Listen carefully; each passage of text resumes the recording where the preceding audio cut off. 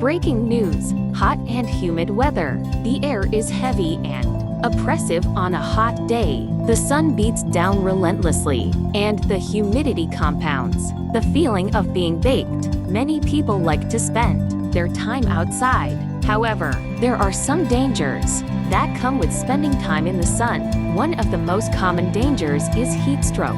Heat stroke is a condition that occurs when the body can't cool down fast enough. Kidnapping cases in Iligan City. Kidnapping has become an important social and judicial problem over the years. Parents usually get worried about a child's safety when going to school or anywhere. A recent spate of kidnappings in Iligan City has alarmed all students, particularly their parents. Introducing the new innovative cooler fan.